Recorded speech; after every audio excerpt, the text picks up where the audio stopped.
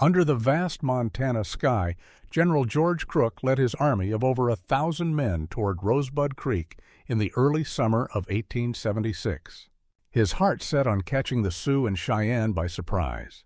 He moved with purpose, his soldiers a formidable wave of blue coats and gleaming rifles, confident their presence remained cloaked by the rolling hills. But the land had eyes, and Crook's plan unraveled before the first shot was fired. A small Cheyenne hunting party scouring the plains for game stumbled upon the sprawling army camp nestled along the creek. Their breath caught in their throats as they beheld a sight that seemed to defy reality in their words. It was as if the entire earth had turned black with soldiers, an endless tide of men and horses poised for war. Without hesitation, the hunters wheeled their ponies around and tore across the grasslands toward their village on the Little Bighorn River, some 30 miles away.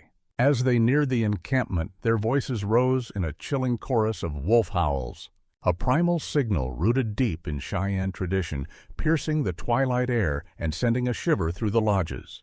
This was no ordinary call. It was a cry of alarm, a summons to action that stirred the hearts of every man, woman, and child in the sprawling Sioux and Cheyenne camp. The sound reverberated through the teepees, where families gathered around flickering fires, their faces tightening with resolve. In the council lodge, the elders convened with urgency, their voices low but resolute. They turned to Crazy Horse, the Oglala Lakota warrior, whose name was already a legend among his people for his courage and cunning. With a nod, he accepted the mantle of leadership, his piercing gaze reflecting a fire that needed no words. The decision was made. Crazy Horse would lead the warriors to confront Crook's army, while the rest of the camp remained at Little Bighorn, a stronghold of their resistance. As the men prepared, the air thrummed with purpose. Warriors shed their everyday garments, baring their chests to the cool night breeze, and adorned their bodies with sacred paints, red for valor, black for defiance, yellow for the sun that would guide them. Each stroke of pigment was a prayer, a vow to protect their way of life against the encroaching tide of settlers. The women, no less vital to the cause, moved with equal determination. Mothers and sisters packed travois, bundling food, clothing, and teepee poles, readying the camp for a swift evacuation should the battle turn against them. Their hands worked quickly, but their eyes betrayed a quiet strength, knowing their role could mean the difference between survival and despair. Among them were stories of women like Moving Robe, who would later ride into battle at Little Bighorn, a reminder that courage knew no gender in this fight for freedom. As night fell, Crazy Horse rallied his warriors, their silhouettes blending into the shadows as they mounted their ponies. With them rode Sitting Bull, the revered Hunkpapa Lakota leader, his presence a beacon of spiritual fortitude. Though he would not wield a weapon in this fight, his role was to guide through vision and prayer. His words carried the weight of prophecy, urging the warriors to stand firm against the invaders who sought to strip them of their sacred lands. Under the cover of darkness, they set out toward Rosebud Creek, a silent tide of resolve ready to meet Crook's army on their own terms.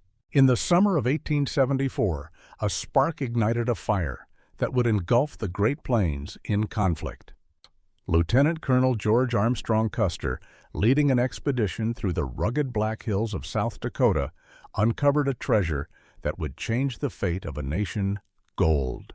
Word of his discovery spread like wildfire, drawing thousands of prospectors, adventurers, and dreamers to a land that was not theirs to claim.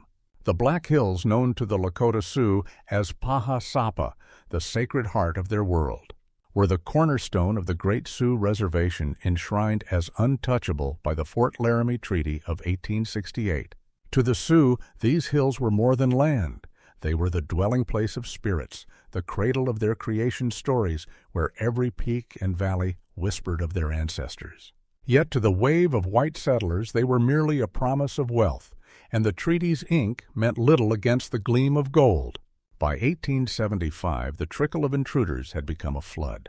Miners carved trails through sacred groves, their picks ringing against the earth as they staked claims in defiance of the law.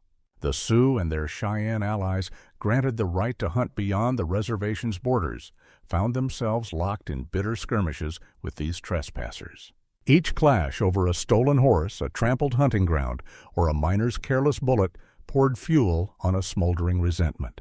The United States government, sensing the growing unrest, sought to douse the flames with diplomacy. In the fall of 1875, commissioners arrived at the Red Cloud Agency, offering millions to buy the Black Hills outright. But to the Sioux, led by defiant voices like Red Cloud and Spotted Tail, the land was priceless. Its value measured not in dollars, but in the blood and prayers of generations.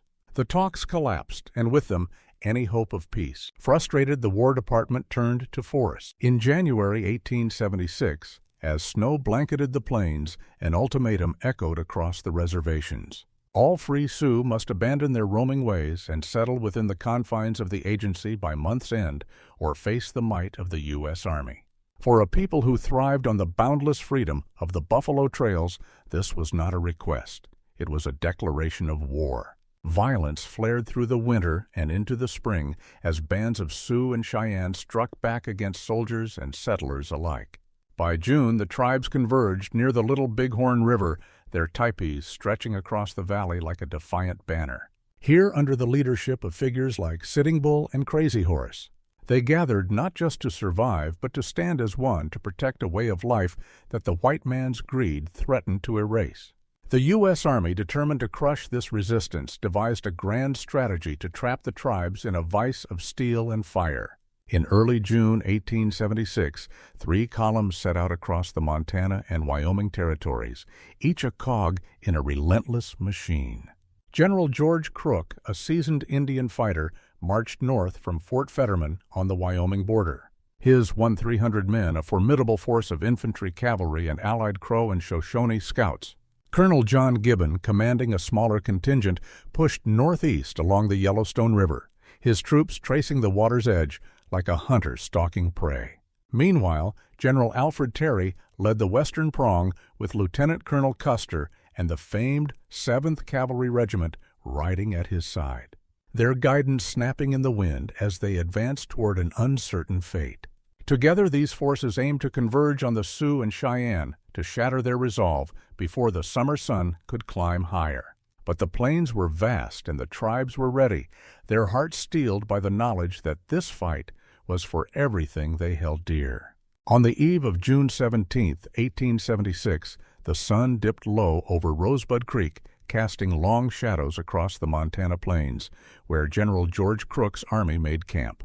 His force, a formidable assembly of over 1,300 souls, had marched with stealth from Fort Fetterman, their boots stirring the dust of a land they hoped to conquer by surprise. Crook, a grizzled veteran of Indian campaigns, believed his presence remained a secret, his soldiers hidden by the folds of the rugged terrain. But the prairie was alive with watchers, and fate had other plans. A small band of Cheyenne hunters, their eyes sharp from years of tracking buffalo, crested a rise and froze at the sight before them. Spread across the valley was an army so vast it seemed to swallow the earth itself, a sea of blue coats, glinting bayonets, and tethered horses that stretched beyond the horizon. To the Cheyenne, it was a vision of dread, a tide of invaders poised to sweep away their world. With hearts pounding, the hunters spurred their ponies into a desperate gallop, racing 30 miles to the Sioux and Cheyenne village nestled along the Little Bighorn River. As twilight cloaked the land, their voices shattered the stillness, rising in a haunting chorus of wolf howls that echoed through the teepees like a call to destiny. The sound was no mere cry, it was the pulse of a people roused to defend their way of life, a signal that carried the weight of centuries. In the village, the air crackled with urgency. Elders gathered in the flickering light of council fires, their faces etched with resolve. They turned to Crazy Horse, the Oglala Lakota warrior whose name was synonymous with defiance, entrusting him to lead their men into battle. The rest of the camp women, children, and the elderly would hold fast at Little Bighorn, a sanctuary of resistance amid the gathering storm. As the stars emerged, the warriors prepared with a reverence born of tradition. They cast aside their daily garments, baring their skin to the night air, and took up sacred pigments to paint their faces and bodies. Red streaks for courage, black stripes for vengeance, white dots for the stars that watched over them. Each mark was a vow, a connection to the spirits who would guide their arrows. True. The act was more than preparation. It was a transformation, a shedding of fear to become instruments of their people's will. Meanwhile, the women moved with quiet strength, their hands deftly packing travois with blankets, dried meat, and teepee poles. They worked not just for survival, but for the hope of a future where their children could roam free, their labor a testament to the unbreakable spirit of the camp. When the moon hung high, Crazy Horse stood before his warriors, his presence a spark that ignited their resolve. At his side was Sitting Bull, the Hunkpapa Lakota visionary whose words carried the power of prophecy. Though he would not raise a weapon in the coming fight, his spirit was a shield for the warriors, his prayers a beacon in the darkness. Together they led a force of nearly 1,000 Sioux and Cheyenne braves, their ponies' hooves muffled by the soft earth as they rode out under cover of night. Across the plains, Crook's 1,300 men, soldiers, hardened by drill, bolstered by 175 Crow and 86 Shoshone scouts, slept unaware, their campfires glowing like embers in the vastness. Two worlds were on a collision course, each driven by a vision of what the land should be, each ready to stake everything on the dawn. As dawn broke over Rosebud Creek on June 17, 1876, the Montana plains stirred with an uneasy calm, soon shattered by the thunder of hooves and the crack of gunfire. 8 miles north of General George Crook's sprawling camp, nearly 1,000 Sioux and Cheyenne warriors, led by the indomitable Crazy Horse, collided with a band of 261 Crow and Shoshone scouts allied with the U.S. Army. Outnumbered and caught off guard, the scouts fought fiercely as they fell back, their desperate retreat a warning cry that pierced the morning air. Behind them, the Sioux and Cheyenne surged forward, their war cries echoing across the hills like a gathering storm, heralding the onset of a battle that would test the resolve of both sides. From the ridges overlooking Crook's camp, the warriors appeared as a tide of defiance, their silhouettes sharp against the rising sun. Splitting into 3 swift-moving groups, they struck with precision born of years on the plains. 2 bands swept down from the north, firing scattered volleys that sent soldiers scrambling before launching a full-throated charge that rolled down the slopes with unstoppable momentum. A 3rd group swung wide to the east, circling south to strike the Army's flank, their ponies weaving through the sagebrush like shadows. Crook's men, roused from their breakfast fires, reeled under the sudden onslaught. Only the courage of the Crow and Shoshone scouts, who stood their ground in a whirlwind of native-on-native combat, bought precious moments for the general to rally his forces. Seizing the chaos, Crook barked orders to claim the high ground. His soldiers, numbering some 950 regulars, bolstered by their native allies, scrambled to secure the bluffs north and south of Rosebud Creek. In the north, troops dismounted and formed a skirmish line, pushing back the Sioux and Cheyenne with disciplined volleys. To the south, a detachment fortified the bluffs, repelling a fierce assault from the flanking warriors with a hail of lead. Yet the Sioux and Cheyenne fought unlike any foe the Army had faced. Clinging low to their ponies, they fired from beneath the animals' necks, their bodies nearly invisible to the soldiers' sights. In small lightning-fast bands, they struck and vanished their arrows and bullets, finding gaps in the blue-coated ranks before melting back into the hills. Amid the fury, a moment of valor etched itself into history.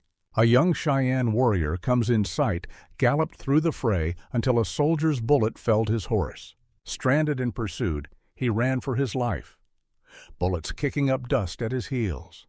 From the chaos emerged his sister, Buffalo, calf-rode woman, her pony charging through a storm of gunfire. With a cry that cut through the din, she swept alongside him, extending a hand. Comes in, Sight leaped onto her horse, and together they raced to safety, their escape a beacon of hope amid the bloodshed. To the Cheyenne, this act would define the day, forever naming it the battle where the girl saved her brother, a testament to a woman's courage in a world torn by war. But courage alone could not hold the field. Crook, sensing the battle's ebb and flow, pushed his men forward, determined to break the native resistance. In the north, his troops gained ground, forcing the warriors to higher ridges, where they rained fire from cover. Yet the Sioux and Cheyenne were not merely retreating. They were luring the soldiers into a trap. On the northwest, a detachment ventured too far, separated by the deep cut of Colmar Creek, their lines stretched thin. Sensing weakness, the warriors struck from three sides, their attacks relentless. For an hour, some 200 soldiers held a precarious ridge, their carbines blazing as arrows and bullets whizzed past their position, teetering on the edge of collapse.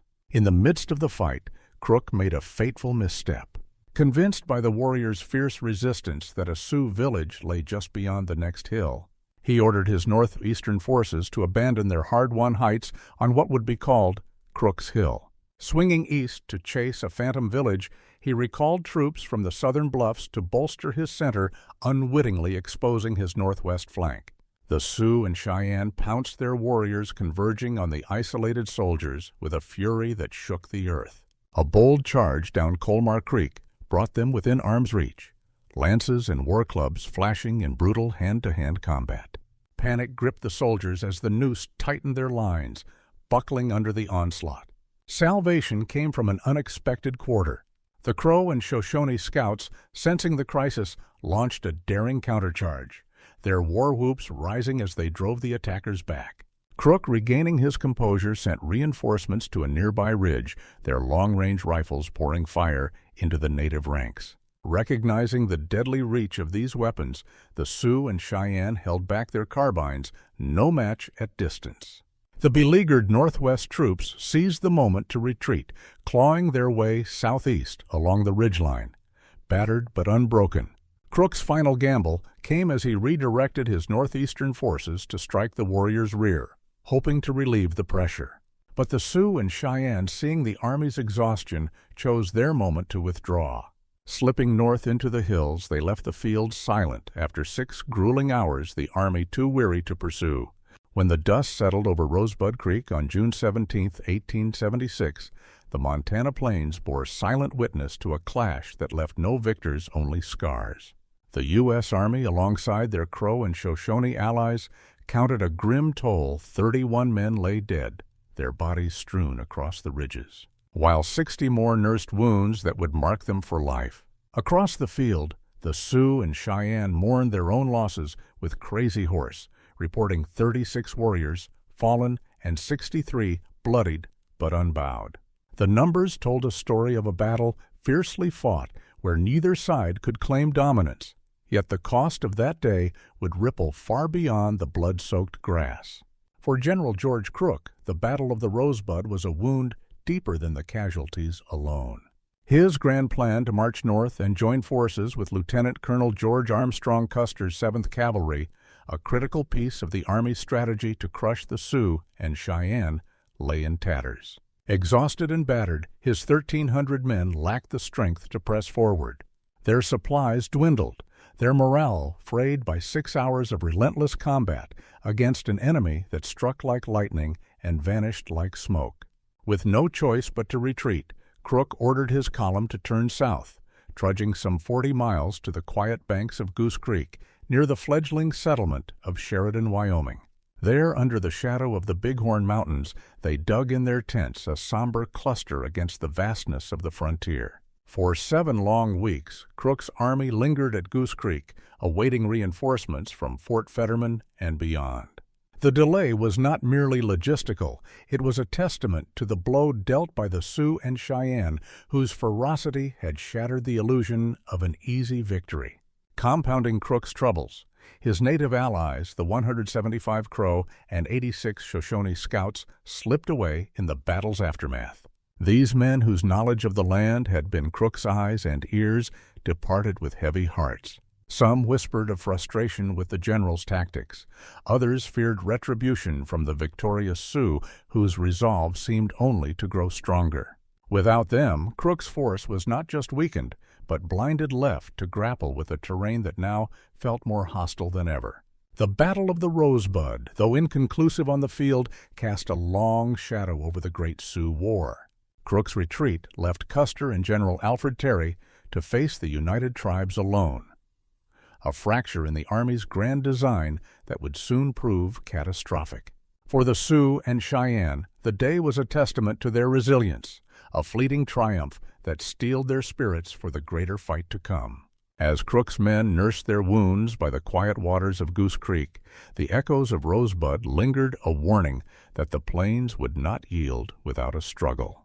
8 days after the clash at Rosebud Creek, the rolling hills along the Little Bighorn River became the stage for a moment that would echo through history. On June 25, 1876, the same Sioux and Cheyenne warriors who had bloodied General George Crook's army gathered under the boundless Montana sky, their hearts steeled by the resolve forged in their earlier stand. Led by the unyielding Crazy Horse and guided by the spiritual fire of Sitting Bull, they faced a new foe.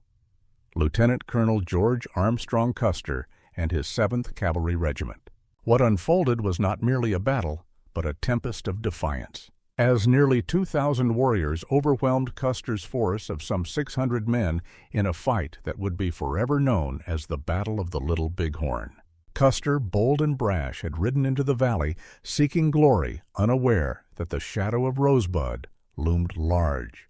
The ferocity of the Sioux and Cheyenne at Rosebud had stalled Crook's advance, leaving Custer to face the united tribes without the reinforcements he might have expected.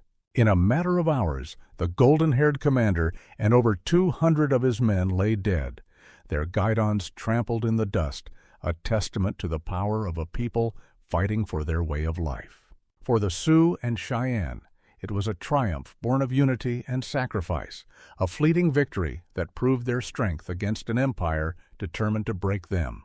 Yet the Battle of the Little Bighorn was more than a defeat for Custer. It was the culmination of the courage and cunning displayed at Rosebud. The warriors' success in halting Crook had preserved their numbers and emboldened their spirits, allowing them to meet Custer with a force undiminished by prior losses. In the annals of the Great Sioux War, Rosebud stands as the spark that lit the fire of Little Bighorn, a reminder that the Plains tribes, though outnumbered and outgunned, could shape their destiny through sheer will. As the sun set over the Little Bighorn, the Sioux and Cheyenne stood tall, their victory a beacon of resistance in a struggle that was far from over.